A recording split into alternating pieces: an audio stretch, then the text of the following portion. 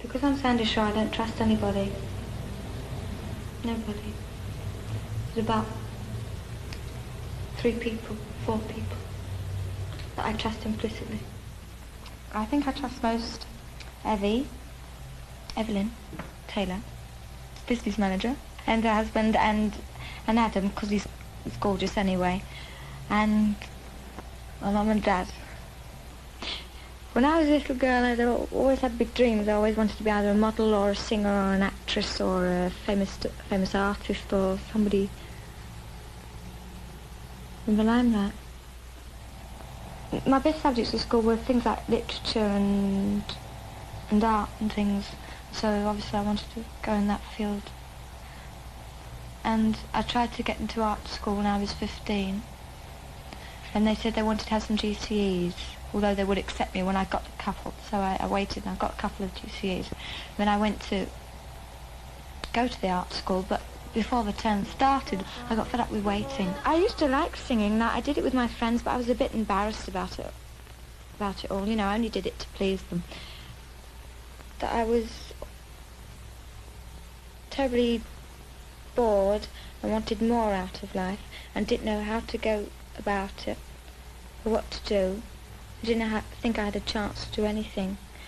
And I became very frustrated and knotted up and all sorts of bags of energy with nothing to do with it.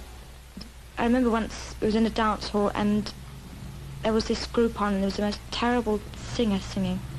And I turned around to my friend and said, look, even me and you could do better than that. So she, well, you could anyway. So she went up to the group and she said something in their ear, and next thing I knew, I was up on the stage singing with them. When you're making a record, it's not so much nerve-wracking as exciting. Because, you know, you're doing something and you can hear it when you've done it. And it's something new, and you know you've got to do this on television. You're fed up with miming the other one on television, the last one. And it's so nice when you've got a new one that's completely different. No, there's no musician that has influenced me more than anyone else. Chris has, obviously, Chris Andrews, because I like the stuff he writes. We sort of think the same way. The kind of stuff that I record isn't a sort of stuff. I mean, it's not typical of anything. It's not, you know, the records, you know, they're as far apart as chalkers from cheese. It's so different. Each single I do, I just try something new. When I tell him what I must do. I get terribly upset by criticism that is not asked for. I like to ask for it.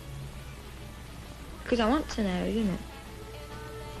When people come along and they think it's their job to criticise and sort of bring your confidence down, I don't like that.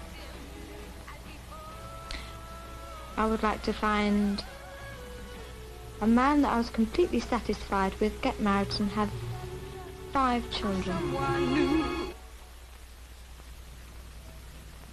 Sandie, you said you'd like to get married and have 5 children.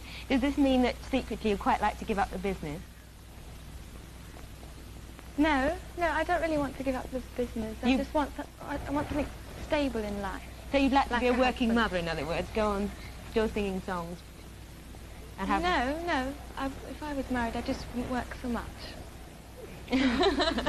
But you'd still work? Yes, a little, because I'd get bored otherwise. Between having children? But that's the work. Oh, I see. It's fun just singing records then. That's the play. So would you still then fit play into, you know, would you still be singing?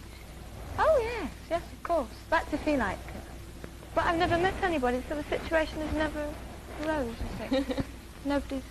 I'm not good enough for them, or they're not good enough for me, you know? Sandie, how do you get to know a boy you might like in this business? You know, let alone let him take you out, you know? He usually comes up and asks me. This is quite easy, is it? I thought you might be like a sort of bird in a cage, you know?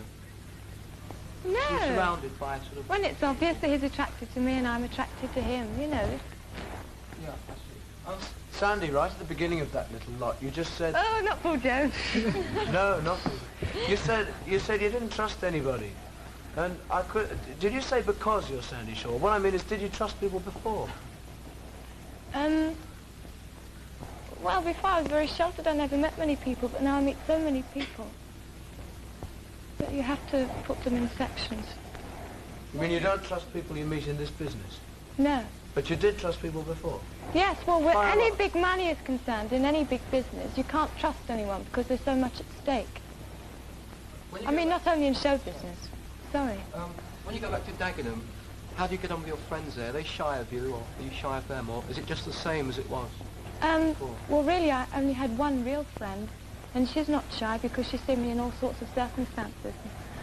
Sandie, people always say how smartly dressed you look. How much do you spend on clothes a week? I just spoke to my accountant this morning. What sorts of clothes do you like best?